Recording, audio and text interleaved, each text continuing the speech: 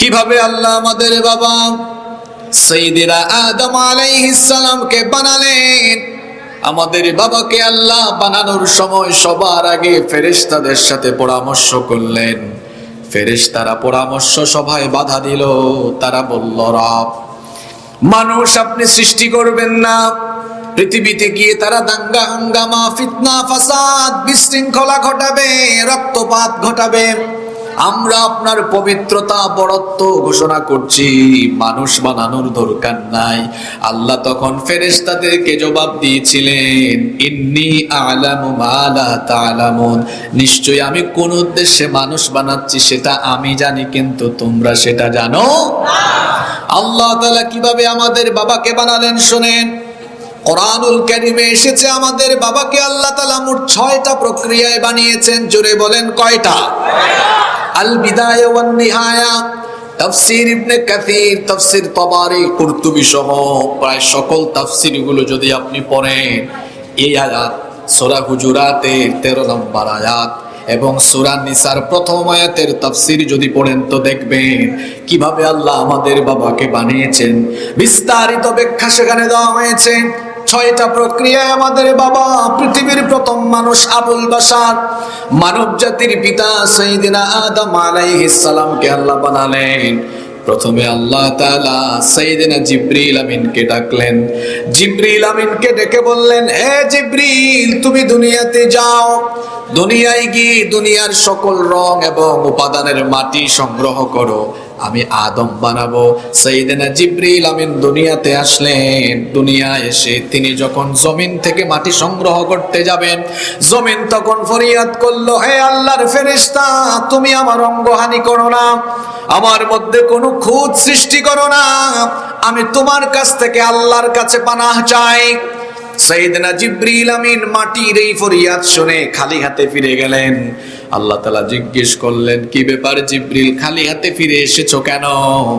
তিনি তখন বললেন, রব, মাটি তোমার কাছে আশ্রয় চেয়েছে, সেজন্য মাটি সংগ্রহ না করে খালি হাতে ফিরে এসেছি। দ্বিতীয় পর্যায়ে আল্লাহ তাআলা মিকাইল আলাইহিস সালামকে পাঠালেন। তিনি যখন আসলেন, মাটি কি রকমের ফরিয়াদ করলো। সাইয়্যিদিনা মিকাইল আলাইহিস সালাম মাটি সংগ্রহ না করে তিনিও ফিরে গেলেন। আল্লাহ তাআলা সর্বশেষ পর্যায়ে মালাকুল মউতকে পাঠালেন। মালাকুল মউত যখন আসলেন, মাটি একই রকম কথা বলল। মাটি বলল, হে আল্লাহর ফেরেশতা, আমার মধ্যে তুমি কোনো খুঁত সৃষ্টি করো না, আমার অঙ্গহানি করো না। মালাকুল মউত এমন এক ফেরেশতা, যেই ফেরেশতা অত্যন্ত রূঢ় এবং নির্মম হৃদয়ের অধিকারী, তার মধ্যে কোনো দয়া মায়া নাই। একজন মানুষ যখন মারা যায়, আশেপাশে থাকা মানুষগুলো সেই ব্যক্তির আর্তনাদ, আর্তচিৎকারে দেখা যায় তাদের মনে দয়া মায়া সৃষ্টি হয়, কিন্তু মালাকুল মউতের মধ্যে কোনো দয়া মায়া সৃষ্টি হয় না। এত কঠিন হৃদয়ের অধিকারী করে আল্লাহ তাকে বানিয়েছেন। আর এরকম কঠিন হৃদয় যদি না থাকতো, তাহলে প্রাণীর প্রাণ তিনি কবজ করতে পারতেন। মালাকুল মউতকে যখন মাটি এই ফরিয়াদ করলো, মালাকুল মউত তখন বললেন, তুমি আল্লাহর কাছে আশ্রয় চেয়ে লাভ নাই, কারণ আমি আল্লাহর ওই হুকুমে এসেছি। তিনি তখন দুনিয়ার সকল রং এবং উপাদানের মাটি সংগ্রহ করে নিয়ে গেলেন। আদমের ছেলে মেয়েরা দেখেন, আফ্রিকায় যারা বসবাস করে, কিছু কিছু দেশের মানুষ কুচকুচে কালো, মধ্যপ্রাচ্যের কিছু কিছু দেশের মানুষ আবার সুন্দর, পশ্চিমা দেশের মানুষ আবার দেখা যায় বেশি ফ্যাকাশে, আর আমাদের এই উপমহাদেশে দেখা যায় শঙ্কর জাতের মানুষ।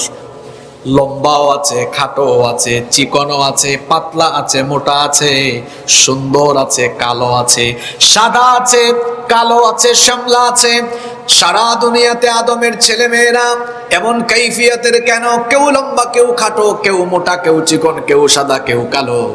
এর কারণ হলো পৃথিবীর প্রথম মানুষ আমাদের বাবা আদম আলাইহিস সালামকে বানানোর সময় আল্লাহ তাআলা দুনিয়ার সকল রং এবং উপাদানের মাটি সংগ্রহ করে সেই রং আর উপাদানের মাটি দিয়ে আল্লাহ আমাদের বাবাকে বানিয়েছেন বলে আদমের ঘরের ছেলে মেয়েরাও এক একজন এক এক জাতের এক এক কালারের হয়েছে।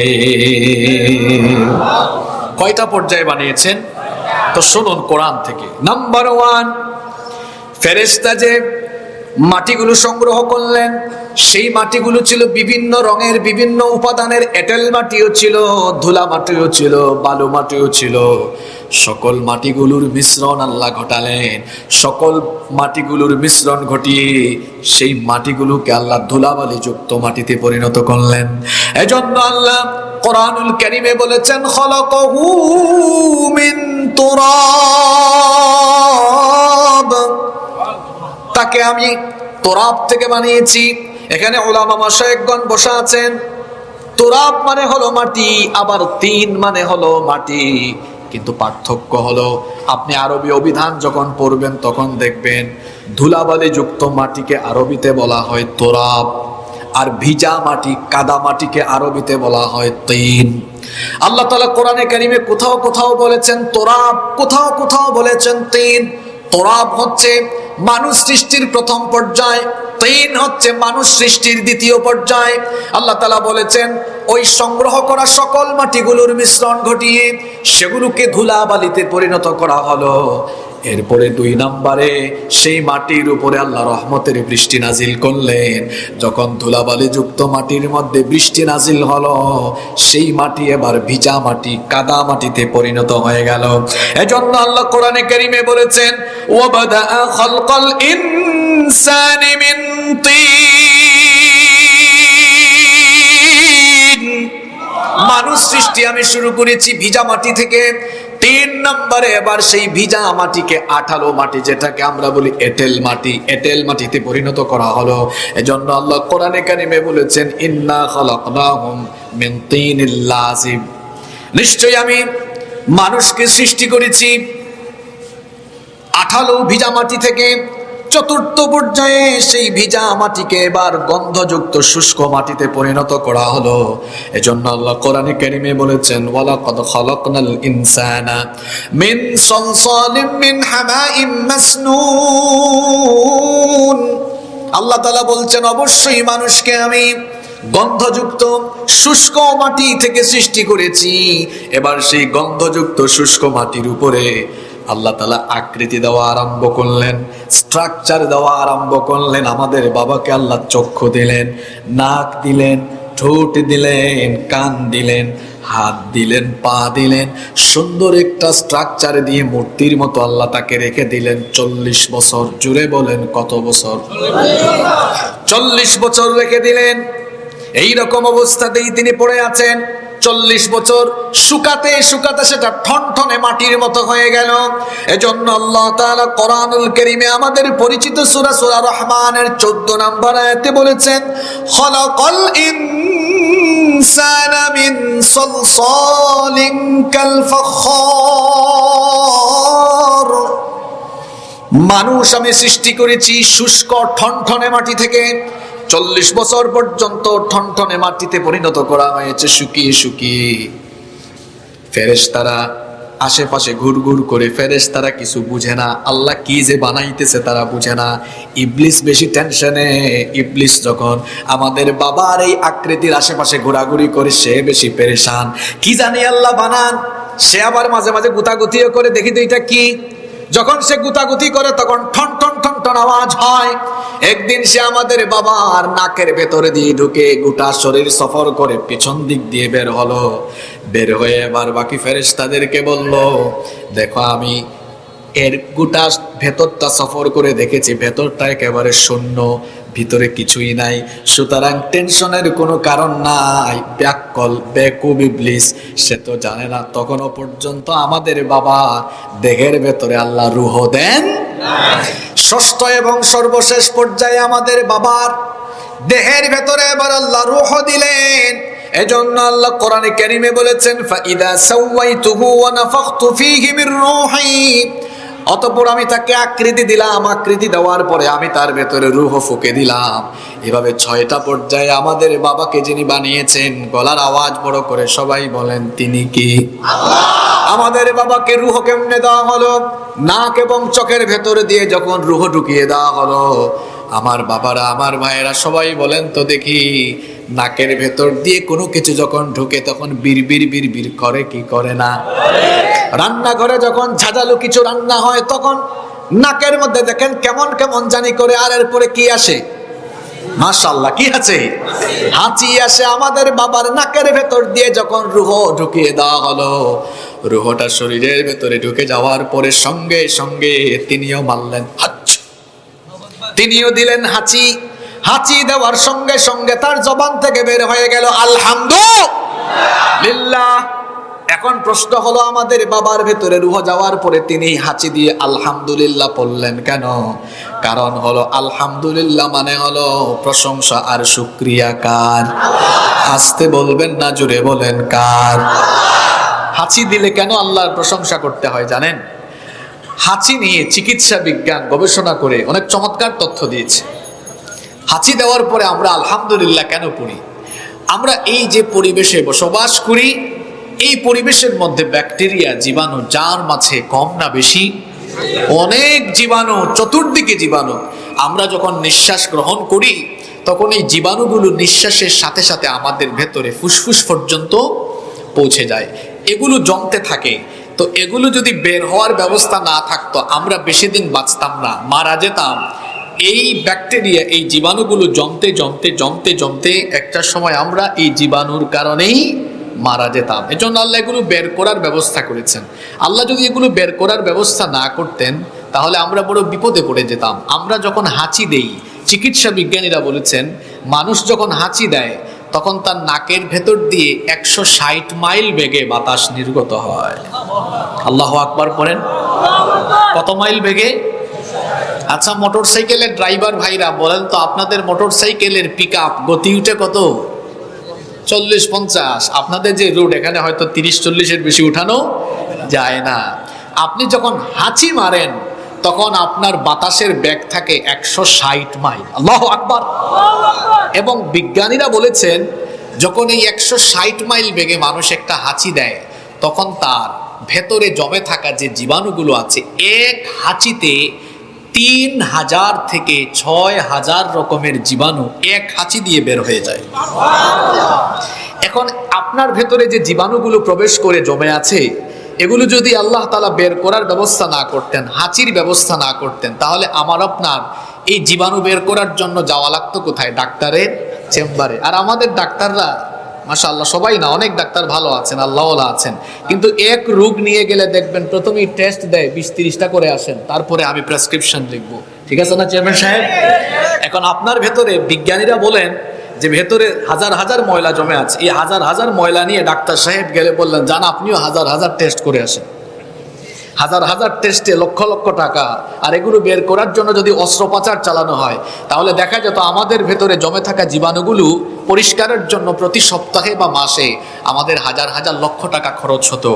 এই কারণে দেখা যেত শুধু আপনার ময়লা না, তো আপনার বউ বাচ্চা, পরিবারের অন্যরা আছে না? আছে। পরিবারের সবার ভেতরের ময়লা সাফ করার জন্যই আপনার বাপ দাদা 14 গোষ্ঠীর সম্পদ শেষ হয়ে যেত। আল্লাহ বললেন না, তোমার বাপ দাদার 14 গোষ্ঠীর সম্পদ বিক্রি করার দরকার নাই। হাদিসে এসেছে ইন্নাল্লাহা ইউহিব্বুল উতাস ওয়া ইউকরাহুত তাথাউম। আল্লাহর হাবিব বলেছেন নিশ্চয়ই আল্লাহ হাঁচি পছন্দ করেন, হাই তোলা অপছন্দ করেন। আল্লাহ বলেছেন তোমার ভিতরে জমে থাকা এই জীবাণু বের করার জন্য ডাক্তারে যাওয়ার দরকার নাই, চিকিৎসা করার দরকার নাই। আমি আল্লাহ অনুগ্রহ করে দয়া করে হাঁচির ব্যবস্থা করে দিয়েছি। বান্দা, তুমি একটা হাঁচি মারবা, তোমার হাজার হাজার রকমের জীবাণু যেগুলো বের করতে লক্ষ লক্ষ টাকা খরচের দরকার, এই হাজার হাজার জীবাণু 160 মাইল বেগের এক হাঁচি দিয়ে আমি আল্লাহ বের করার ব্যবস্থা করে দিয়েছি। আরো আসতে বলেন সুবহানাল্লাহ। আহারে, সেই আল্লাহকে 5 ওয়াক্ত একটা সাজদাও দিতে পারেন না, নামাজও যাইতে পারেন না। আপনি কি দুর্ভাগা আমরা। আল্লাহ তাআলা যে আপনাকে বাঁচিয়ে রাখছেন, আপনি তো সারা জীবন সাজদা দিয়েও সেই অনুগ্রহ এর শুকরিয়া শেষ করতে পারবেন? অক্সিজেন যে গ্রহণ করেন, বিজ্ঞানীরা বলেন একজন মানুষ প্রতিদিন, সুস্থ মানুষ প্রতিদিন বেঁচে থাকার জন্য 550 লিটার অক্সিজেন গ্রহণ করে। এই 550 লিটার অক্সিজেনের বাজার দাম হলো 5 থেকে 6 লক্ষ টাকা। এখন এই 5 লক্ষ টাকার অক্সিজেন আপনি গ্রহণ করেন কয় দিনে? জোরে বলেন। একদিনে। তো মাসে তো 30 দিন। এখন যদি অক্সিজেন কিনে বেঁচে থাকা লাগতো তাহলে আপনার একারই মাসে অক্সিজেন লাগতো 150 লক্ষ টাকা, মাত্র 1.5 কোটি টাকা। বছরে লাগতো 18 কোটি টাকা আপনার একার। বাকিরা তো বউ বাচ্চা এখনো আছে। এখন যার বয়স যত, তত দিয়ে 18 কোটি গুণ মেরে দেখেন, আপনি পৃথিবীতে জন্ম নেওয়ার পর থেকে আজ এখন পর্যন্ত মিলিয়ন বিলিয়ন ট্রিলিয়ন ডলারের অক্সিজেন গ্রহণ করেছেন, কিন্তু বিনিময়ে আল্লাহকে পয়সা দেওয়া লাগে নাই। আল্লাহ পয়সা চানো না, আল্লাহ চান আপনার শুকরগুজারি, আল্লাহ চান আপনার গুলামি। কিন্তু আপনি আল্লাহর শুকরগুজারিও করেন না, গুলামির জন্য একটু সাজদাও দিতে পারেন না। যেই ব্যক্তি আল্লাহর অক্সিজেন নিয়ে আল্লাহর নেয়ামত ভোগ করে আল্লাহর ইবাদত গুজার শুকরগুজার হয় না, আসমানের নিচে জমিনের উপরে তার মতো নাফরমান আর নাই। আল্লাহ আমাদেরকে তার শুকরগুজার আর ইবাদত গুজার বান্দা বানিয়ে দেন, বলে না আমিন। কোথায় ছিলাম মনে আছে তো? আপনারা কি ভাবছেন যে এত কষ্ট করে আইসা আদম নবীর কিচ্ছা শোনায় চলে যাব? না, আপনাদেরকে কোথায় তুলতেছি দেখবেন। 5 মিনিট পরে দেখবেন বর্তমান জামানার হাল হকিকত সব এই আয়াতের ভেতরে চলে আসবে ইনশাআল্লাহ।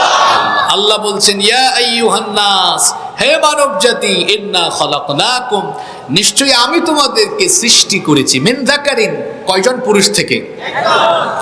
আবার সূরা নিসার প্রথম আয়াতে আল্লাহ কথাটা অন্যভাবে বলেছেন।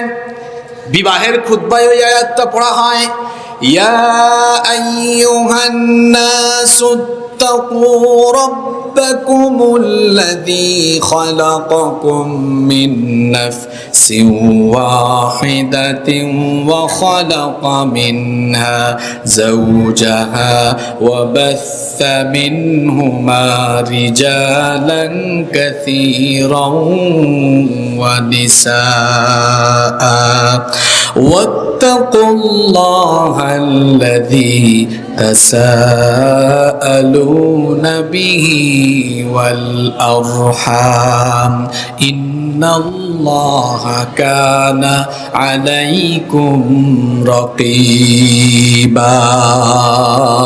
কথাটা কার? আল্লাহ বলছেন, হে মানব জাতি, তোমরা তোমাদের রবকে ভয় করো। আল্লাযী খালাকাকুম মিন নাফসিন, তোমাদেরকে একটি মাত্র নফস, একটি আত্মা, একটি জীবন থেকে সৃষ্টি করেছেন। তিনি হলেন আমাদের বাবা আদম আলাইহিস সালাম। আল্লাহ আমাদের বাবাকে বানালেন, এরপরে আমাদের বাবা একাকী আছেন। একা একা থাকতে তো ভালো লাগে, এজন্য আল্লাহ তাআলা আমাদের বাবার জন্য একজন সঙ্গিনী তৈরি করলেন। আল্লাহ সিদ্ধান্ত নিলেন আল্লাহ তার জন্য একজন জীবন সঙ্গিনী বানাবেন। এবার আল্লাহ বানালেন আমাদের মা সাইয়্যিদাতুনা হাওয়া আলাইহাস সালামকে। হাওয়া আলাইহাস সালাম হচ্ছেন দুনিয়ার সবচাইতে সুন্দরী নারী। সুবহানাল্লাহ। এই দুনিয়ার সবচেয়ে সুন্দরী নারী হচ্ছেন হাওয়া আলাইহাস সালাম। তাকে কিভাবে বানানো হলো? আল্লাহ সূরা নিসার এই আয়াতে বলেছেন, ওয়া খালাকা মিনহা যাওজাহা, আমি তার থেকে অর্থাৎ আদম থেকেই তার স্ত্রীকে বানালাম। সুবহানাল্লাহ পড়বেন না? এখন হইল কয়জন? জোরে বলেন কয়জন? এই দুইজনকে আল্লাহ জান্নাতে দিলেন শয়তানের ওয়াসওয়াসায়। আপনারা ঘটনা জানেন, দুনিয়াতে আসলেন, আমি সেদিকে যাচ্ছি না, আমি আমার মূল জায়গায় চলে আসতেছি। এই দুইজন পৃথিবীতে আসলেন, সেটা ছিল পৃথিবীর প্রথম সংসার, পৃথিবীর প্রথম। এখন তো এত সংসার, এত মানুষ, 800 কোটি মানুষ এখন বর্তমানেই দুনিয়ায় আছে, কিন্তু পৃথিবীতে মাত্র 2 জনের দাম্পত্য জীবন, 2 জনের একটা পরিবার দিয়ে সংসার শুরু হলো। এই 2 জন এসে সংসার পাতলেন। এখন এই 2 জন থেকে কি হলো? আবার আল্লাহ এবার আল্লাহ বলছেন, ওয়া বাসসা মিনহুমা রিজালান কাসীরান ওয়া নিসাআ, এই 2 জনের ঘর থেকে আমি আল্লাহ এবার অসংখ্য নরনারী পয়দা করে গোটা পৃথিবীতে ছড়িয়ে দিয়েছি। পড়েন সুবহানাল্লাহ। বলছিলাম না ওয়াজ একদম বর্তমান জামানায় চলে আসবে, চলে এসেছে। তাহলে আল্লাহ তাআলা বলছেন এই এক সংসার থেকে পৃথিবী আরম্ভ হলো, এই সংসারে এবার সন্তান সন্ততি হওয়া আরম্ভ হয়েছে।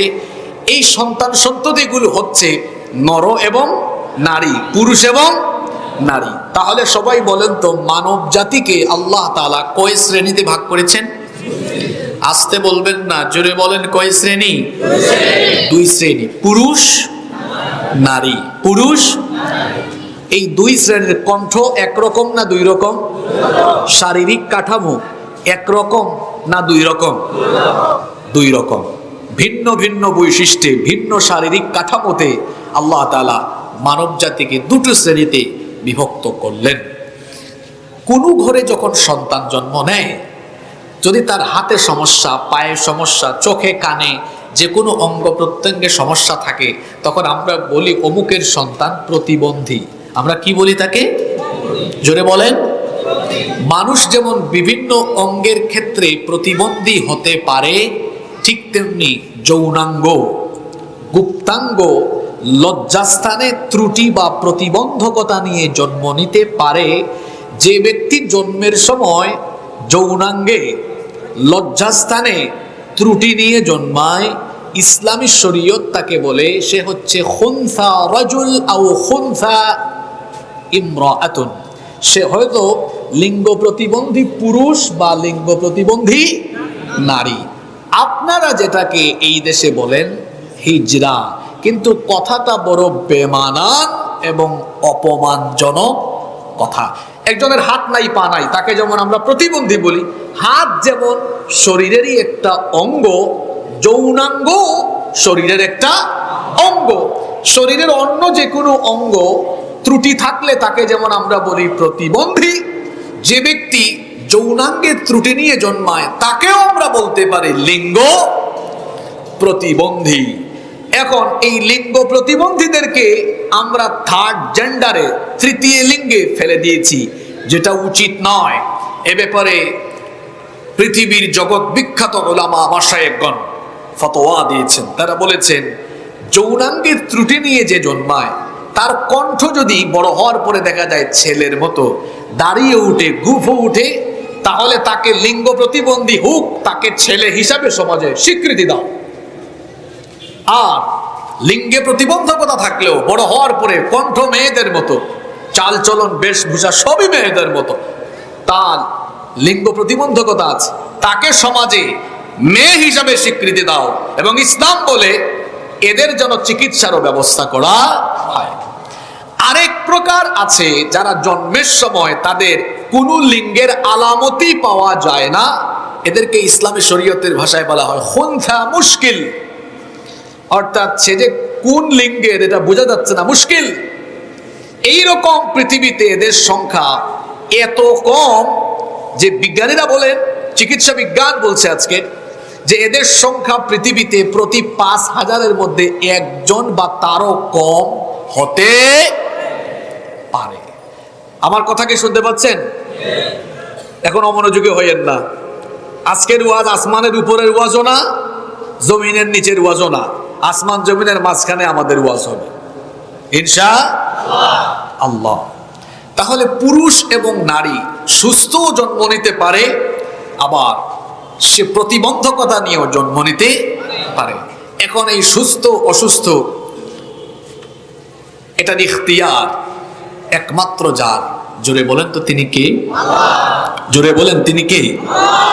পশ্চিমা দুনিয়ায় লিঙ্গ প্রতিবন্ধীদেরকে বলা হয় তারা থার্ড জেন্ডারকে আর ট্রান্সজেন্ডারকে একই অর্থে ব্যবহার করে, কিন্তু এটা ভুল ব্যাখ্যা।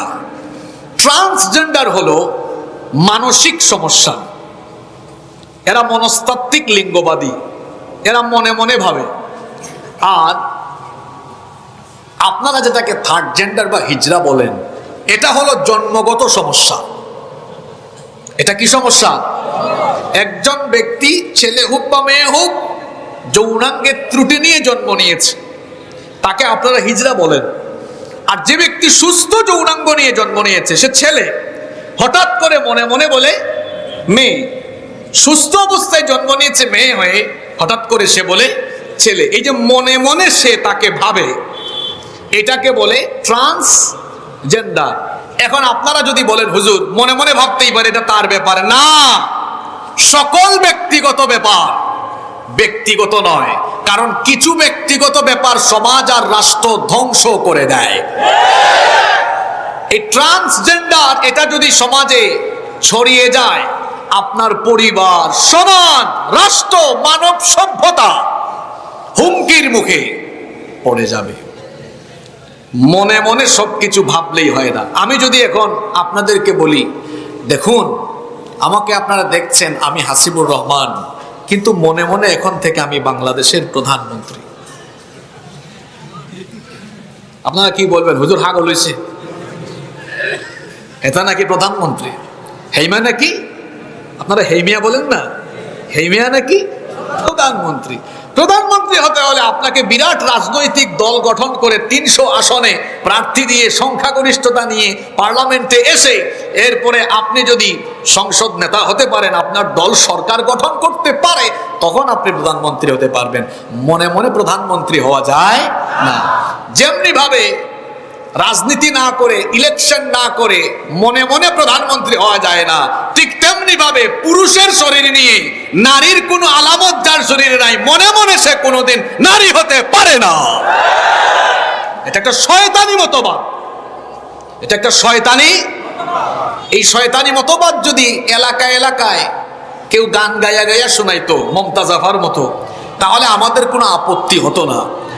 আমরা কষ্ট পেয়েছি, আমরা মর্মাহত হয়েছি এই কারণে আমাদের ভবিষ্যৎ প্রজন্মকে সমকামী, আমাদের ভবিষ্যৎ প্রজন্মকে লম্পট, দুশ্চরিত্রবান হিসাবে গড়ে তোলার জন্য ছোটবেলা থেকেই এই বিষ বাষ্প তাদের ব্রেইনে ঢুকিয়ে দিয়ে, তাদের ব্রেইন ওয়াশ করে পশ্চিমাদের মতো এদেরকে সমকামী এবং বেহায়াপনায় মাতিয়ে তোলার জন্য আমার কচিকাঁচা সোনামণিদের পাঠ্য বইয়ের ভেতরে এই ট্রান্সজেন্ডারের মতো বিষাক্ত বিষবাষ্প ঢুকিয়ে দেওয়া হয়েছে।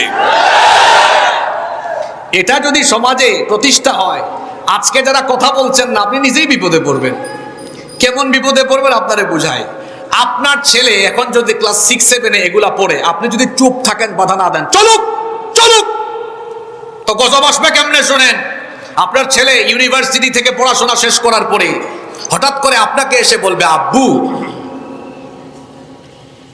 আপনার ছেলে এতদিন ছিল মুন্না, কিন্তু মনে মনে এখন আমি মুন্নি। খাইছেনি ধরা? ক্লাস 6-7 যদি এটা সে পড়ে, তো পুচকা পুচকা পোলা পাইনদের মাথায় এগুলা ঢুকবে। কলেজে যাওয়ার পরে কলেজের স্যারকে বলবে, স্যার আমার তো হোস্টেলে সিট দরকার, আপনি দেখছেন আমি মুন্নি, কিন্তু এখন মুন্না, মনে মনে আমি মুন্নি, আমাকে মহিলা হোস্টেলে সিট দেন। অবস্থা কি হবে? এক শিয়াল, শুনতেছেন আপনারা, এক শিয়াল মুরগির খামারের আশপাশে গিয়ে ঘোরাঘুরি করছে। এরপরে বলতেছে, দেখো মুরগি, আমাকে দেখছো শিয়াল, কিন্তু এখন থেকে মনে মনে আমি মুরগি, আমাকে তোমাদের সাথী বানাও, তোমাদের সাথে ঢুকাও। মুরগিরা যদি দয়া মায়া নিয়ে বলে, ঠিক আছে তুমি যেহেতু মনে মনে মুরগি, আসো আমাদের সাথে থাকো, সকালবেলা একটা মুরগি পাওয়া যাবে সব। ঠিক মুন্না মনে মনে মুন্নি ভাবলে, আর যদি তাকে হোস্টেলের স্যার সিট দেন, তাহলে ওই হোস্টেলের মেয়েদের অবস্থা কি হবে সেটা আপনারা ভালোই জানেন।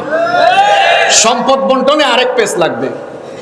আপনার মেয়ে যদি মুন্নি হয়, ঠিক সম্পদ যেদিন ভাগ করবেন, আপনার মেয়ে বলবে, আব্বু আমি মুন্নি হলেও আজকে আপনি জায়গা জমি বন্টন করবেন, মনে মনে আমি মুন্না। কি চেয়ারম্যান সব ঠিক আছে না? কথা বিপদ আছে না নাই? কথা বলেন, বিপদ আছে না নাই? তাহলে বোঝা গেল এই শয়তানি মতবাদ দিয়ে মানব সভ্যতা বিপর্যস্ত হবে, নারীদের প্রাইভেসি নষ্ট হবে। একটা ছেলে নিজেকে, এই যুবক ছেলেরা আজকে ইউটিউবে গিয়ে হুচিমিন ইসলামকে দেখবা, সার্চ করে, নাম কি বলেছি? হুচিমিন, বাড়ি কোথায়? কেউ দেখে না এটা? বগুড়ায়। তার নাম রিফাত, হয়ে গেছে হুচিমিন। সার্জারি করে এই ছেলেটা হয়ে গেছে কি?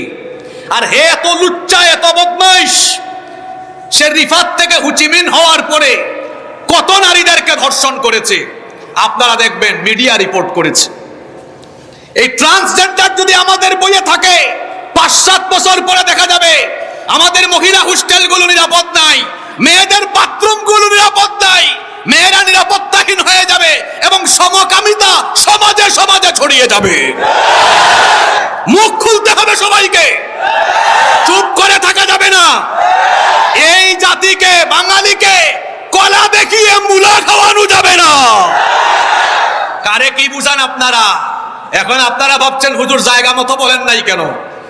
আমাদের মুরব্বীগণ জায়গা মতো পাঠিয়ে দিয়েছেন, সব জায়গা মতো পাঠিয়ে দেওয়ার পরে এতদিন হয়ে গেল, এখনো সংশোধন বা বাতিলের কোনো সিদ্ধান্ত যখন হচ্ছে না, তখন তো উলামা মাশায়েখ চুপ থাকতে পারেন না। এই যে আমার কাছে প্রতিবেদন আছে, এই প্রতিবেদন জায়গা মতো পৌঁছে দেওয়া হয়েছে। জায়গা মতো পৌঁছে দেওয়ার পরেও দেখা যাচ্ছে 28 জানুয়ারি শাহরিয়ার কবিরের বক্তব্য শুনেছেন আপনারা? সে বলেছে মোল্লারা কি বুঝে, মৌলবাদীরা এগুলো বুঝবে না। তো আমিও বলি যেমন কুকুর তেমন মুগুর দরকার। আমি বলেছি শাহরিয়ার কবির ট্রান্সজেন্ডারের পক্ষ নিয়েছে, তার উচিত নিজে ট্রান্সজেন্ডার আগে হওয়া। সেজন্য তার বউকে গিয়ে বলে, দেখো বউ, এতদিন আমি কবির হলেও মনে মনে এখন থেকে আমি কবিরা বা কবরী। যা তোর বউকে গিয়ে এটা বলে দেখ, আমার তো মনে হয় তোর বউ ভালো কোনো জুতা দিয়া না, সেরা জুতা দিয়া স্যান্ডেল দিয়া তোরে পিটাবে। আর তাকে আমার দেশের মানুষ কিচুর জানি কয়। এটা বলেছেন এদেশের সাধারণ কোনো মানুষ নয়, মুক্তিযুদ্ধে অংশগ্রহণকারী একজন বীর মুক্তিযোদ্ধা, তিনি একটা সেক্টরের সেক্টর কমান্ডার। ওই সেক্টর কমান্ডার বলেছেন 71 সালে যখন পাকিস্তানি হানাদারেরা এদেশের মানুষের উপরে নির্মম নির্যাতন নিপীড়ন চালিয়েছে, তখন এই শাহরিয়ার কবির সে নাকি পাকিস্তানিদেরকে দেশি মুরগ সাপ্লাই দিয়েছে।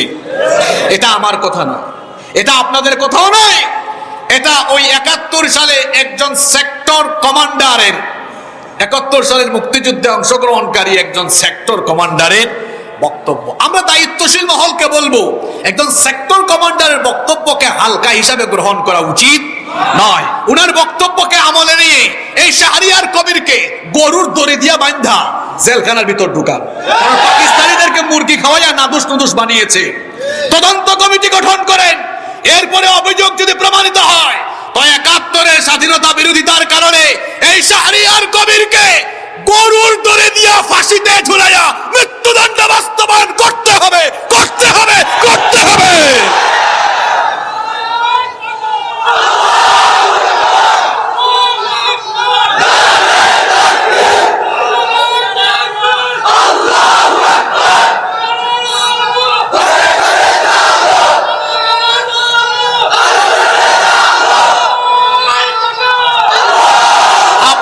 স্লোগান শুধু এখানে দিলে চলবে না, এই সাইদিয়া দাখিল মাদ্রাসা সহ প্রত্যেকটি মাদ্রাসা, প্রত্যেকটি স্কুলে, প্রত্যেকটি ঘরে, প্রত্যেকটি বাড়িতে, প্রত্যেকটি এলাকায় এই নোংরা শিক্ষা ব্যবস্থার বিরুদ্ধে আওয়াজ তুলতে হবে।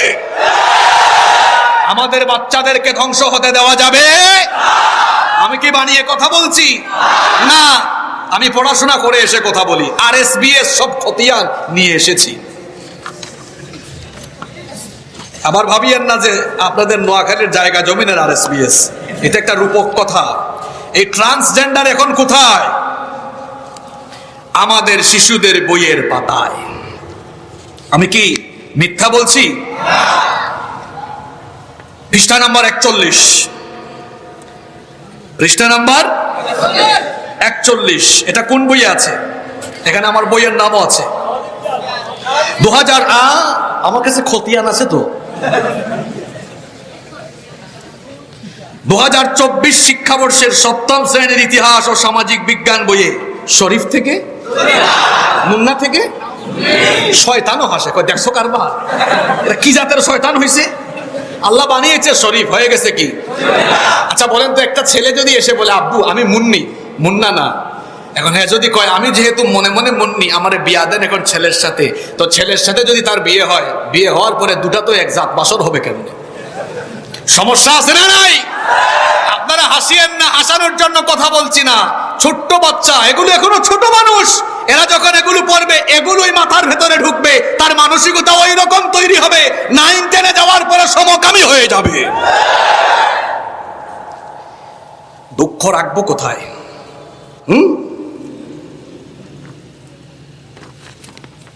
আসেন আপনাদেরকে দেখাই। আপনারা শুধু পড়ে আছেন শরীফার শরীফা নিয়ে। এই শরীফ শরীফার বাইরে যে কত কিছু আছে দেখেন। এটা কি? স্বাস্থ্য সুরক্ষা দাখিল 7ম শ্রেণী। আচ্ছা বলেন তো, আমাদের মেয়েরা কি মাদ্রাসা, এটা মাদ্রাসার বই, এটাও একটা মাদ্রাসা, সাইদিয়া দাখিল মাদ্রাসায় কি মেয়েরা এইরকম পোশাক পরে আসে হুজুর? সম্প্রীতি মানে ধর্মহীনতা নয়, ধর্মহীনতা এটা একটা ধর্মীয় শিক্ষা পদ্ধতি। এটা মাদ্রাসা, এখানে ধর্ম শিক্ষা থাকবে। মাদ্রাসা একটা ধর্মীয় প্রতিষ্ঠানে আপনি ধর্মহীন শিক্ষা চাপিয়ে দিবেন, এটা তো অনধিকার চর্চা, এটা অনধিকার চর্চা, এটা উচিত নয়। মাদ্রাসায় কি মেয়েরা এই পোশাক পরে যায়? এখন তো সব চলে মনে মনে, আপনারও কি মনে মনে নারী হয়ে গেছেন? তো আওয়াজ নারীদের মতো কেন? মাদ্রাসায় কি এরকম মেয়েরা যায়? আচ্ছা, শুধু কি তাই? আপনারা দেখেন তো এখানে, আপনি অবাক হয়ে যাবেন। বলেন তো আপনারা, কোন মাদ্রাসায় হারমোনিয়াম বাজানো শেখানো হয়? শেখানো হয়? আমাদের মাদ্রাসায় ওযু শেখানো হয়, নামাজ শেখানো হয়, কোরআন শেখানো হয়, হাদিস শেখানো হয়। এই সাইদিয়া মাদ্রাসার কোন রুমে হারমোনিয়াম নাই, এখানে কোরআন হাদিসের চর্চা হয়। তাহলে বইয়ের পৃষ্ঠায় আপনি কোরআন হাদিসের ছবি দিতে পারতেন, হারমোনিয়ামের ছবি দিয়ে কেন আপনারা ধর্মের সাথে গাদ্দারি করেছেন? আপনি প্রতিটা বইয়ের মধ্যে ঢোল, তবলা, হারমোনিয়াম, একতারা, দুতারা, সেতারা, তিনতারা, লতাপাতা সব। শুধু কি তাই? দেখেন চেয়ারম্যান সাহেব, সারেগামা, আমার চেয়ারম্যান সাহেব এই মাদ্রাসার ম্যানেজিং কমিটির সভাপতি, উনার আব্বার নামে মাদ্রাসা। আমার মনে হয় উনার আব্বা অনেক ধার্মিক মানুষ ছিলেন। আমার বাবার কথা আমি বলি, আমার বাবা তার সম্পদের বিরাট একটা অংশ মসজিদ, মক্তব আর কবরস্থানের জন্য দিয়েছেন। এদেশের মাদ্রাসাগুলোর খোঁজ নিলে আপনারা দেখবেন, দিন পাগল মানুষরা তাদের সম্পদ মাদ্রাসার জন্য ওয়াকফ করে দিয়েছে। এখান থেকে ছেলে মেয়েরা আলেম হবে। আপনি মাদ্রাসার হয়ে দিয়েছেন সারেগামা পাদানিসা। হুজুর ঠিক আছে তো? আমার কথা আছে তো? শুধু সারেগামা পাদানিসা বাজাইলে চলবে? হ্যাঁ, একটু প্রমোট হওয়া দরকার। এজন্য ঢোল তবলাও আছে। এখন ঢোল তবলা আর হারমোনিয়াম বাজাইয়া সারেগামা পাদানিসা বললে হবে না, নৃত্যের তালে তালে ধাক দিনা দিন দিন দিন কোমর দুলাইয়া দুলাইয়া নাচতেও হবে। এই দেখেন, ইন্না লিল্লাহি ওয়া ইন্না ইলাইহি। আপনারা যেন এগুলো দেখেন, এজন্য আমি ওয়েবসাইট থেকে ডাউনলোড করে বইয়ের পাতাগুলো নিয়ে এসেছি। দেখুন অবস্থা, আপনি অবাক হয়ে যাবেন। আমাদের মাদ্রাসায় কোরআন হাদিস মস্ক করানো হয়, কোরআন পড়ানো হয়, কিন্তু আমাদের মাদ্রাসার বইয়ে এখন দেওয়া হয়েছে লীলাবালি লীলাবালি বড় যুবতী সৈগ, বিয়ার সাজনি সাজো কন্যালো। শিল্প ও সংস্কৃতি, পৃষ্ঠা নাম্বার কত? 103। বলা হয়েছে 8-10 জন করে দল গঠন করব, প্রতি দল নিজের কোনো একটা গান। এখন তো পড়াশোনা পরীক্ষা আছে, এখন এগুলাই নাটক ফাটক, গান গাও, অভিনয় করো। আমাদের ছেলে মেয়েদেরকে নায়ক গায়ক আউল বাউল বানানোর দায়িত্ব শিক্ষা কমিশনকে আমরা দেই নাই। আমরা কি নায়ক গায়ক আউল বাউল ফাউল বানানোর দায়িত্ব দিয়েছি নাকি? আমরা ছোটবেলায় বলতাম ছাত্র জীবন সুখের জীবন, যদি না থাকতো এক্সামিনেশন। পরীক্ষা থাকলেও পুলাপানদেরকে পড়ার টেবিলে বসানো।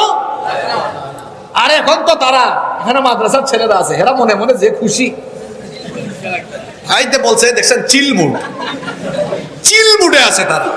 পড়ালেখা শুধু সামষ্টিক মূল্যায়ন। আর বলা হচ্ছে আমরা আমাদের সন্তানদেরকে এখন যোগ্য বানায় তুলছি। কি যোগ্য বানানো? জীবন জীবিকা বইয়ে আলু ভর্তা ডালবাজি বানানো শেখানো।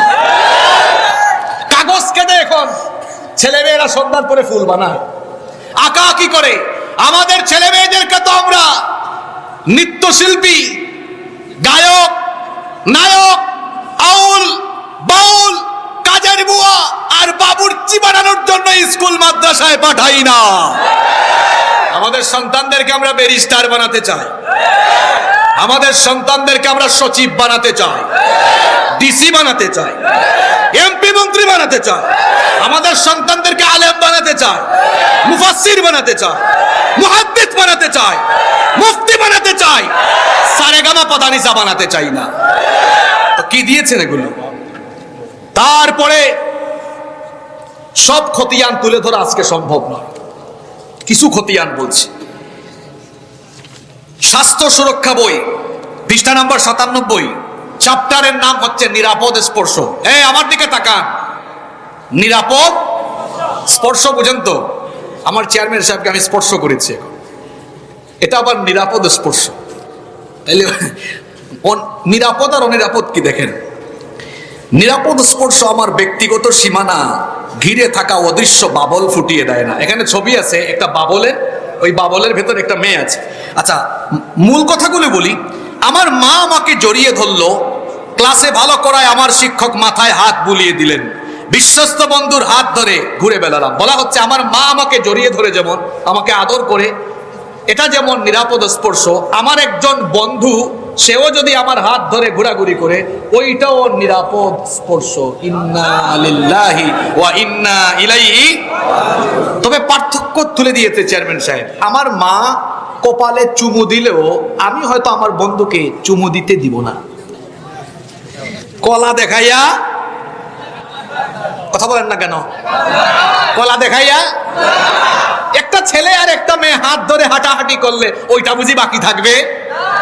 আর যদি বলে হ্যাঁ বাকি থাকবে, মোল্লারা এগুলো বুঝে না, তো তারা যেহেতু এতই বুঝে, আমরা বলবো সৃষ্টিগতভাবে একটা কুকুর কুকুরনির প্রতি আসক্ত, একটা মোরগ মুরগির প্রতি আসক্ত, একটা পুরুষ নারীর প্রতি, নারী পুরুষের প্রতি আসক্তি, আকর্ষণ সৃষ্টিগত। এই আকর্ষণ যার নাই সে যেন দেশে বা বিদেশে গিয়ে ভালো উন্নত চিকিৎসা করায়। সে অসুস্থ, সে কি? আপনারা কি দিহান আর আনুষ্কার কথা ভুলে গিয়েছেন? কার কার মনে আছে? এই তো দিহান আর আনুষ্কা ভুলে গেছেন? যুবকরা আজকেই গিয়ে একটু সার্চ মেরে দিও, সব আছে এখনো। দিহান আনুষ্কা, ছোট ছোট দুইটা ছেলে মেয়ে, সম্ভবত হাই স্কুলে, না হাই স্কুলে থাকাকালীন হাত ধরাধরি শুরু হয়েছিল। তারপর গ্রুপ স্টাডি, ক্লাস 6 না 6-এ হাত ধরাধরি শুরু হয়েছে। দুজন বন্ধু হয়েছে, গ্রুপ স্টাডি করছে, পরে একদম তার পার্সোনাল রুমে নিয়ে গ্রুপ স্টাডি করে দিছে। আমরা আমাদের ছেলে মেয়েদেরকে প্রতিষ্ঠানে পাঠাই সুশিক্ষিত হওয়ার জন্য। আরে মানুষের জায়গা হচ্ছে না, আপনারা একটু আগায় বসেন, পেছনে মানুষদেরকে বসতে দেন। আমার দিকে তাকান। আমরা কি আমাদের ছেলে মেয়েদেরকে মাদ্রাসায় স্কুলে পাঠাই আমাদের ছেলে মেয়েদের চরিত্র নষ্ট হওয়ার জন্য? আসেন একটু এগিয়ে আসেন। লা ইলাহা ইল্লাল্লাহ, লা ইলাহা ইল্লাল্লাহ, লা ইলাহা ইল্লাল্লাহ, লা ইলাহা ইল্লাল্লাহ, লা ইলাহা ইল্লাল্লাহ মুহাম্মাদুর রাসূলুল্লাহ সাল্লাল্লাহু। আপনাদের কষ্ট হচ্ছে? কষ্ট হচ্ছে? আমরা আচ্ছা বলেন তো, এখানে আওয়ামী লীগ, বিএনপি, জাতীয় পার্টি দলমত সব বাদ দেন। এখন এটা রাজনৈতিক সমাবেশ না, এটা কোরআনের সমাবেশ। সকল দলের মানুষরা বলেন, আপনার ছেলে বা আপনার মেয়ে স্কুলে কলেজে গিয়ে ছেলের সাথে হাত ধরাধরি করুক, গলাডলি মাখামাখি করুক, দলমত নির্বিশেষে, ধর্ম বর্ণ নির্বিশেষে, কেউ আমরা চাই? জোরে বলেন, কেউ আমরা চাই? এখানে কি শেষ? হ্যাঁ, আসেন আপনাদেরকে আরো জঘন্য জিনিস দেখাই। ফাহিম আর অন্তরার গল্প। ফাহিম আর অন্তরার প্রেমের গল্প। গল্প নাম্বার 2, স্বাস্থ্য সুরক্ষা বই। এই গল্পটা বললে আমার সময় লাগবে, আমি পৃষ্ঠা নাম্বার বলছি, পৃষ্ঠা নাম্বার 53। আপনারা শুনতেছেন? একটা মেয়ের নাম অন্তরা, এটা স্কুলেও আছে, মাদ্রাসায় এই বইটা আছে। একটা মেয়ের নাম অন্তরা, একটা ছেলের নাম ফাহিম। অন্তরা আর ফাহিম এই দুই ছেলে মেয়ে একই গ্রামের, দুইটা আলাদা আলাদা স্কুলে পড়ে। রাস্তাঘাটে মাঝে মাঝে দেখা হয়, তো দেখা সাক্ষাৎ হইতে হইতে তারা এক পর্যায়ে কথা বলা আরম্ভ করছে। কথা বলতে বলতে দুজনের মধ্যে হয়ে গেছে আর কি। হয়ে যাওয়ার পরে উভয়ের মা বাবা বিষয়টি জেনেছে। জানার পরে তারা তাদের ছেলে, আচ্ছা বলেন তো, আপনি আওয়ামী লীগ করেন, বিএনপি করেন, জাতীয় পার্টি করেন, আপনার ছেলে মেয়ে 6-7-এ পড়ে আরেক পুলার হাত ধরে হাঁটবে, বা আপনার মেয়ে একটু ছেলের হাত ধরে হাঁটবে, বাবা হিসেবে মা হিসাবে আপনারা কি শাসন করবেন না? এখানে এই গল্পে এই শাসনকে নেগেটিভ অর্থে দেখানো হয়েছে। বলা হয়েছে ছেলে মেয়েদেরকে তাদের মানসিক বিকাশে বাধা দেওয়া উচিত, তাদেরকে তাদের মতো বেড়ে উঠতে দেওয়া উচিত। তা আমাদের ছেলে মেয়েদেরকে প্রেম প্রীতি শিখানোর দায়িত্ব তো আমরা স্কুল মাদ্রাসাকে দেই নাই।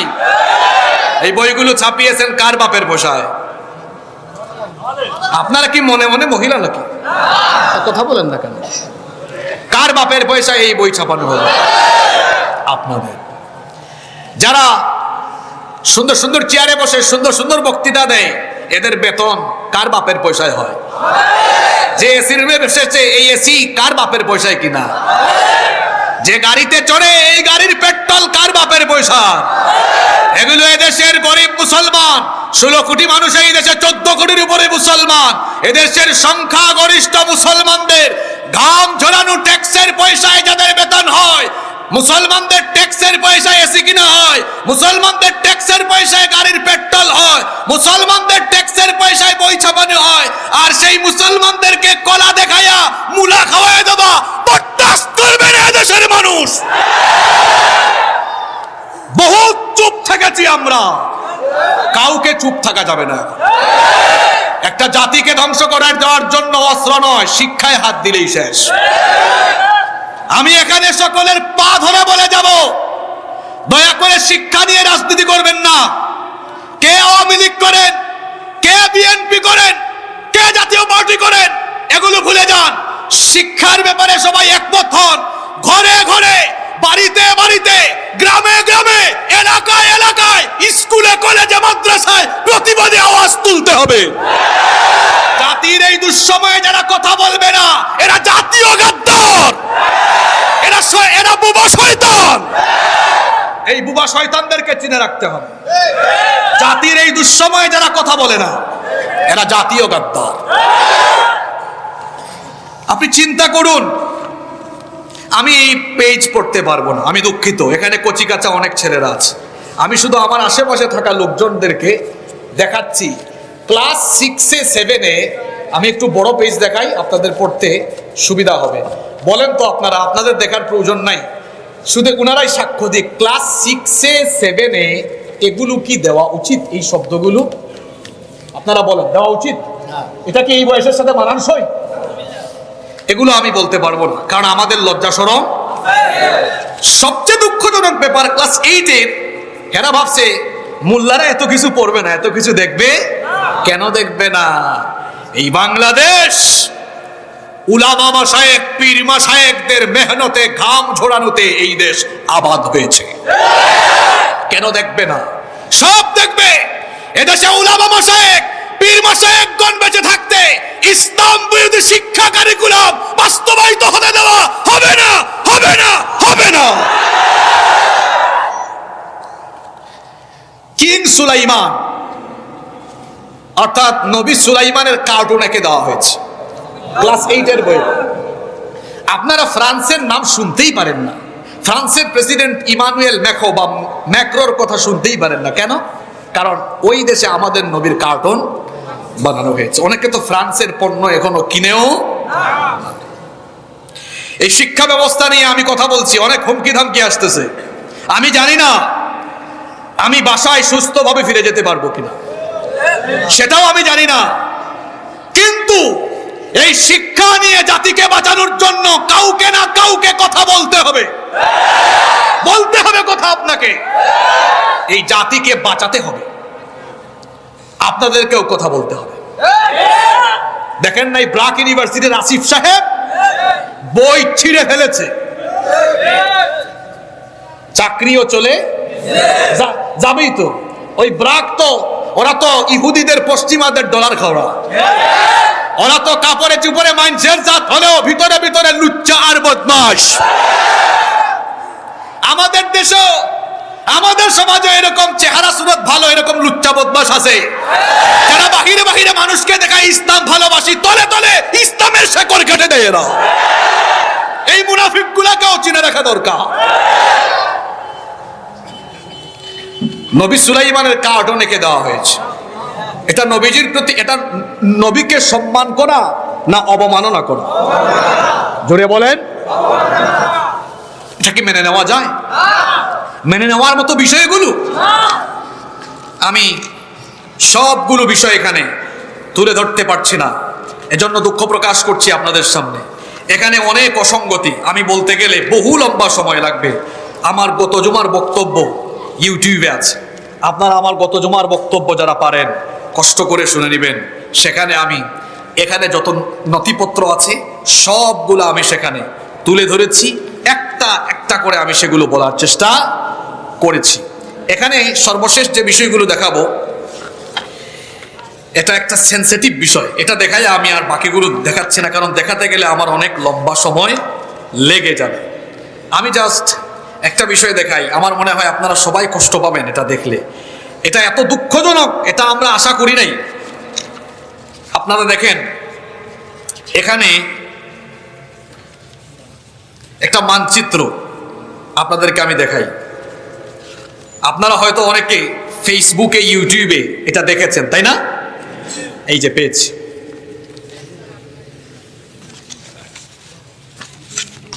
এখানে একটা কি দেখা যায়, এটা ক্লাস 9-এর সম্ভবত ইতিহাস ও সামাজিক বিজ্ঞান 149 নম্বর পেজ। প্রাচীন জেরিকো নগরের অবস্থান দেখা যায়। এটা মানচিত্র দেখছেন আপনারা? এই বইগুলো যারা লিখছে এরা নাবালেগ, এখনো বালেগও হয়নি। কেন নাবালেগ বলেছি শুনেন। দেখেন চেয়ারম্যান সাহেব, লেবানন, সিরিয়া, সামারা, জেরিকা, জুরিয়া, জর্ডান, মিশর, জেরুজালেম। গাম্বিয়া কোত্থেকে আসলো? গাম্বিয়া তো আফ্রিকার দেশ। তো আফ্রিকার দেশ এখানে কেমনে ঢুকে? কই বোতল যে খাইছে রাতে, খাইয়া যে এই ম্যাপ বানাইছে এটা তারা জানে। মূর্খের দল, নাবালেগের দল, মানচিত্র বুঝে না কোন দেশ কোন দিকে পড়েছে, কোন মহাদেশে পড়েছে। এইরকম নাবালকদেরকে বইয়ের দায়িত্ব দেওয়া উচিত হয় নাই। এরা নাবালেগ, এরা বুঝেও না এখনো। আফ্রিকার দেশ গাম্বিয়া এখানে ঢুকছে কেন? এখানে গাম্বিয়া নয়, এখানে থাকার কথা গাজা, যেটাকে আপনারা গাজা বলেন। গাজা মানে ওইটা না, আবার এটা আরবি উচ্চারণ হলো গাজা। দেখেন আমরা ফিলিস্তিনকে ভালোবাসি কি বাসি না? সবাই বাসেন তো? আহা, হাদিসে এসেছে, এখানে আলেমদেরকে সাক্ষী রেখে বলছি, দাজ্জালের অনুসারী হবে 70,000 ইহুদি। দাজ্জালের রুহানি সন্তান ইহুদিরা পৃথিবীর মানচিত্র থেকে ফিলিস্তিনকে মুছে দেওয়ার লক্ষ্যে তারা ফিলিস্তিনিদের উপরে নিপীড়ন চালাচ্ছে। আমি ভাবছি আমার দেশে যাই হোক অন্তত দাজ্জালের রুহানি সন্তান টন্তান। এখন এই বই হাতায় দেখি, হায় হায়, আমার দেশেও দাজ্জালের রুহানি সন্তানরা আছে। দাজ্জালের রুহানি সন্তানরা মানচিত্র থেকে ফিলিস্তিনের নাম মুছে দিয়ে ইসরায়েলের নাম বড় করে লিখে দিয়েছে। কয়েক মাস আগে পশ্চিমারা যখন বিভিন্ন দেশের গভর্নমেন্টকে চাপ দিয়েছে যে ফিলিস্তিনিদের বিপক্ষে বক্তব্য দেন, তো তখনও আমাদের দেশের মাননীয় প্রধানমন্ত্রী পশ্চিমাদের রক্তচক্ষুকে উপেক্ষা করে তিনি ফিলিস্তিনিদের পক্ষে বক্তব্য দিয়েছেন। তো যেখানে এদেশের সরকার প্রধান ফিলিস্তিনের পক্ষে বক্তব্য দিলেন, সেখানে পাঠ্যপুস্তকের দায়িত্ব পাওয়া লোকেরা রুহানি সন্তান, দাজ্জালের রুহানি সন্তানরা মানচিত্র থেকে ফিলিস্তিনের নাম মুছে দিয়ে প্রধানমন্ত্রীর দেওয়া এই দায়িত্ব, এই আমানতের সাথে খেয়ানত করে প্রধানমন্ত্রীর সাথে গাদ্দারি করেছে। এই জাতির লোকদের সাথে এরা গাদ্দারি করেছে। মাননীয় প্রধানমন্ত্রীকে বলবো, আপনার দেওয়া দায়িত্বের আমানত যারা খেয়ানত করেছে, এই গাদ্দার গুলারে ভালো রসই দিয়া না, গরুর ছাগলের দড়ি দিয়া বাইন্ধা আদালতে সুপর্দ করে এই দেশের মানুষের হৃদয়কে শান্ত করার জন্য এই লোকগুলোকে, এই বইয়ের লেখকদেরকে, সম্পাদকদেরকে দৃষ্টান্তমূলক শাস্তি দিতে হবে, দিতে হবে, দিতে হবে। আপনারা চান কি চান না? বাকি অসঙ্গতির কথা আমরা বললাম না, সময়ের সঙ্গে আমরা যে আয়াতে আছি সেই আয়াতের বাকি অংশ আমাদের শেষ করা লাগবে। শুধু এক বাক্যে আমরা সবাই বলি, এই অখাদ্য কুখাদ্য, এই অশিক্ষা কুশিক্ষা বইয়ের ভেতরে, সিলেবাসের ভিতরে থেকে আমাদের প্রজন্ম, আমাদের ছেলে মেয়েরা নষ্ট হয়ে যাক। হিন্দু, মুসলিম, ইহুদি, খ্রিস্টান, দল মত নির্বিশেষে, আওয়ামী লীগ, বিএনপি, জাতীয় পার্টি, দলাদলি ভুলে গিয়ে আমরা আমাদের সন্তানদের স্বার্থে এই রকম অসঙ্গতিপূর্ণ ভুলে ভরা এই শিক্ষা কারিকুলাম কি আমরা চাই? মনে মনে নাকি আপনারা উইজাত তা আওয়াজ হয় না কেন? আমরা কি এটা চাই? আমরা কি এটা চাই? আমরা কি এটা চাই? এদেশের কোনো মানুষ চায় না। এজন্য আমরা বলবো এই কারিকুলাম বাতিল করে আলেম উলামাদের সমন্বয়ে একটি কারিকুলাম প্রণয়ন করতে হবে। আর যারা বলে হুজুররা কিচ্ছু বুঝে না, ঠিক আছে, আমরাও বলবো দায়িত্বশীল মহলকে এই নাবালেগ গুলারে দায়িত্ব থেকে সরায় দেন আর দেশের হুজুরদেরকে দায়িত্ব দেন। আমরা 5 বছরে বদলে দিব শিক্ষা। 5 বছরে শিক্ষা কারিকুলাম অত্যাধুনিক, তার পাশাপাশি নৈতিক এবং দ্বীনি শিক্ষা সমন্বয় সাধন করে মানুষের হৃদয়ে লালিত স্বপ্নের মতো করে শিক্ষা প্রণয়ন হোক, কারিকুলাম হোক। আমরা এটা চাই কি চাই না? যেন উলামা মাশায়েখদের সমন্বয়ে করেন। ওই বান্দরের ঘরের বান্দরদেরকে রাখলে হবে না। জাফর ইকবাল বলেছে যে এগুলো নিয়ে কথা বলে গুরুত্ব বাড়াতে সাংবাদিকরা গিয়েছে যে শিক্ষা নিয়ে কারিকুলাম নিয়ে এত কথা হচ্ছে, আপনার বক্তব্য কি? সে বলে এগুলো নিয়ে আমি কথা বলে গুরুত্ব বাড়াতে চাই না। আর টিভি চ্যানেলে এসে অনেকে বলবে যে আমরা এই জাতির ভালোর জন্য ভাষা দেব, আমরা জাতির ভালোর জন্য, উন্নতির জন্য আমরা সমৃদ্ধ কারিকুলাম প্রণয়ন করেছি। আচ্ছা তাই তো আমরা বলবো আপনারা এক কাজ করেন, নিজেদের পুলাময়ারে কানাডা, অস্ট্রেলিয়া, আমেরিকায় পাঠায় রাখছেন কেন? কথা বুঝেন না? যারা সুন্দর সুন্দর বুলিয়া উড়ায় বক্তব্য দেয়, এদের একটা ছেলে মেয়ে এই আলু ভর্তা ডিম বানানো এই শিক্ষায় শিক্ষিত হয় না। এরা নিজেদের সন্তানদেরকে পশ্চিমা দুনিয়ায় পাঠিয়ে দিয়ে, মধ্যপ্রাচ্যে পাঠিয়ে দিয়ে শিক্ষিত করছে। আর যে গরিব মানুষদের ট্যাক্সের পয়সা খায়া নাদুস নুদুস হচ্ছে, ওই গরিব মানুষদের ছেলে মেয়েদের ভবিষ্যৎ নষ্ট করে দিচ্ছে। আপনারাও দাঁড়াও, আপনারাও শুধু স্লোগান দিয়া ঠিক ঠিক কইয়া এখান থেকে চলে যাইয়েন না। আপনারা শুধু ঠিক ঠিক কইয়া চলে যাইয়েন না, কামের কাম কইরেন। আমরা এগুলো নিয়ে মাঠ গরম করতে চাই না, আমরা একটা সমাধান চাই। চাই কি চাই না?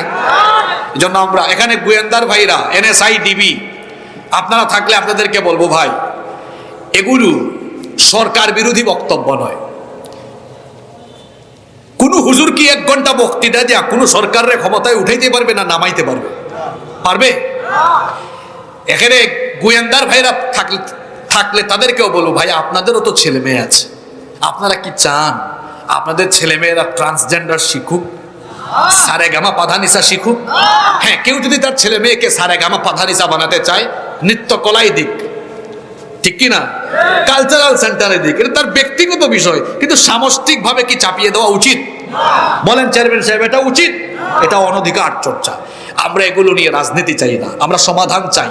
এজন্য আমরা দায়িত্বশীল মহলকে বলবো, দয়া করে আপনারা মানুষের মনের আকুতি বুঝে এই অসঙ্গতিপূর্ণ কারিকুলাম বাতিল করে এই দেশের মানুষ যেমন কারিকুলাম চায় সেরকম কারিকুলাম প্রবর্তন করুন। আল্লাহ বুঝার তৌফিক দান করেন। আপনাদের কি কষ্ট হচ্ছে? কষ্ট আপনাদের হবে কেন? চিল্লাই আমি। তাহলে আল্লাহ কি বলছেন? ইয়া আইয়ুহান নাসু ইন্না খালাকনাকুম মিন যাকারিন ওয়া উনসা ওয়া জাআলনাকুম শু'বান ওয়া ক্বাবাইলা লিতাআরাফু। হে মানব জাতি, আমি তোমাদেরকে সৃষ্টি করেছি একজন পুরুষ আর একজন নারী থেকে।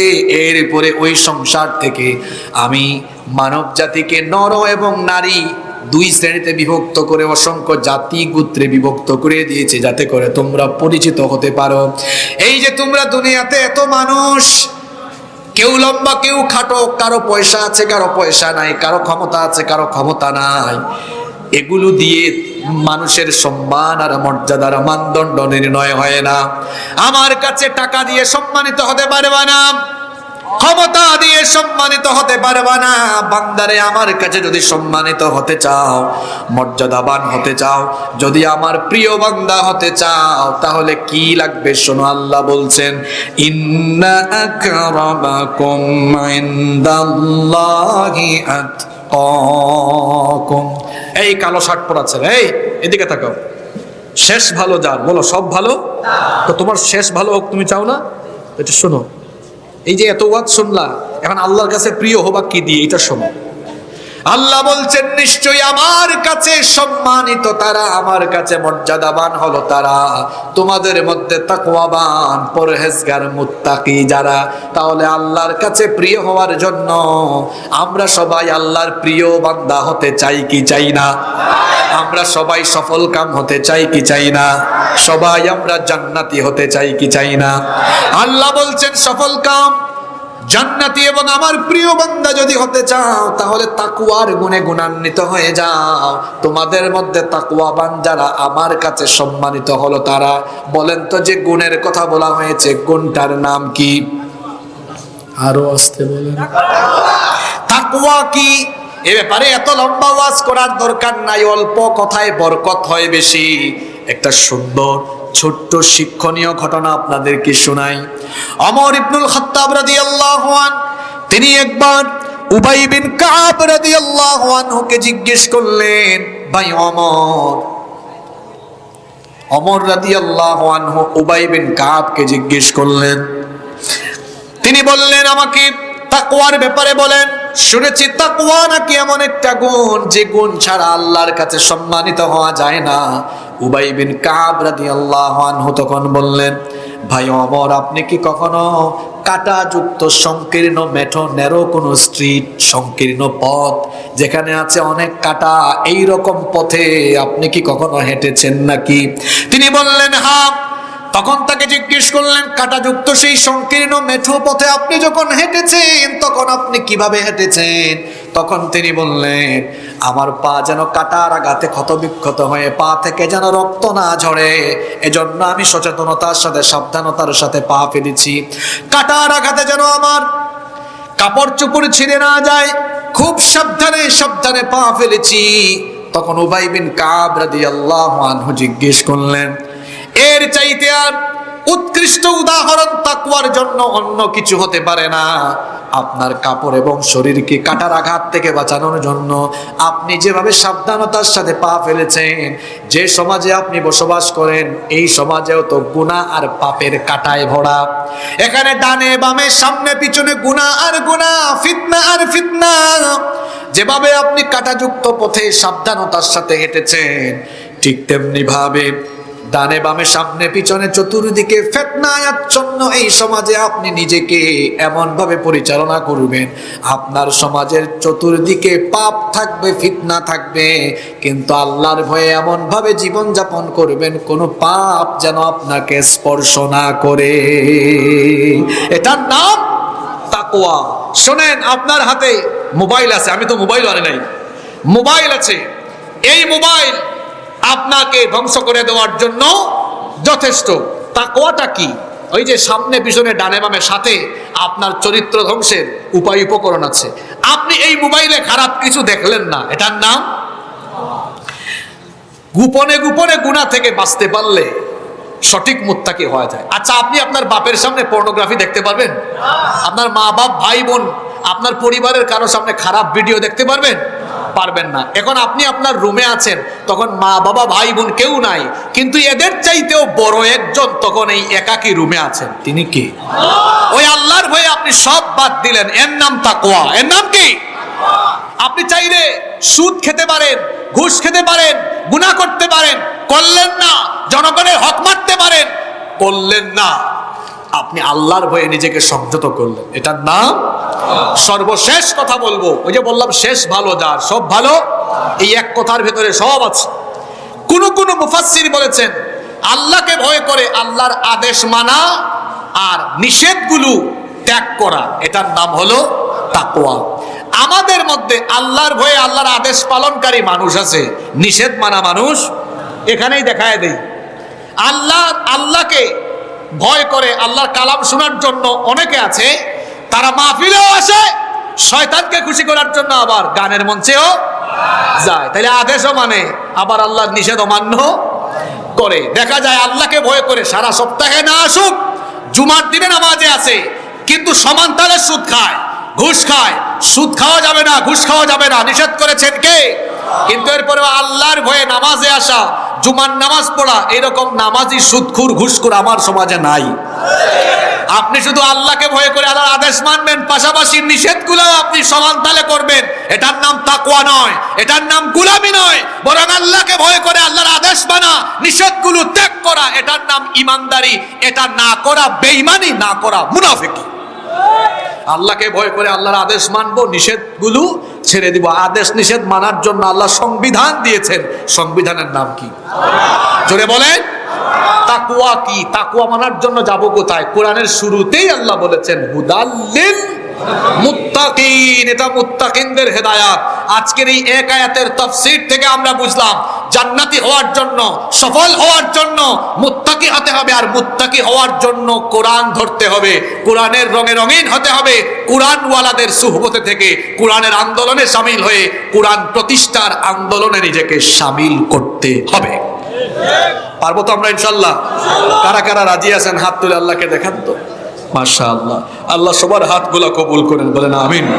আজকের আলোচনা থেকে আমরা যা শিখলাম সংক্ষেপে 1 মিনিটে আমরা শিক্ষাগুলো তুলে ধরছি। 1 নম্বরে আল্লাহ তাআলা এখানে আয়াতে মানব জাতিকে সম্বোধন করে বুঝিয়েছেন এই কিতাব সাম্প্রদায়িক নয়, সব মানুষের জন্য এটা এসেছে। 2 নম্বরে আমাদের সৃষ্টির কথা স্মরণ করিয়ে দেওয়া হয়েছে। আমরা বান্দরের জাত নই, কিংবা আমরা এমনি এমনি সৃষ্টি হয় নাই, সৃষ্টি করেছেন কে? 3 নম্বরে আমাদের অস্তিত্ব স্মরণ করিয়ে দেওয়া হয়েছে।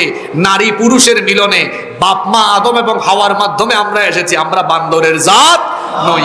এরপরে বলা হয়েছে, আমরা এই আয়াতের তাফসীর করতে গিয়ে জেনেছি মানুষ 2 শ্রেণীতে বিভক্ত, নারী এবং পুরুষ। লিঙ্গ প্রতিবন্ধী যারা, তাদেরকে ট্রান্সজেন্ডার বানিয়ে সমাজকে বিষাক্ত করা যাবে না। সর্বশেষ আমরা জেনেছি মানুষের মধ্যে সবচাইতে সম্মানিত তারা তাকওয়াবান যারা। আল্লাহ আমাদের সবাইকে তাকওয়ার গুণে গুণান্বিত হওয়ার তৌফিক দান করেন, আমরা সবাই বলি আমিন। আলোর পথে 24 24 ঘন্টা শুধু ইসলাম প্রচার।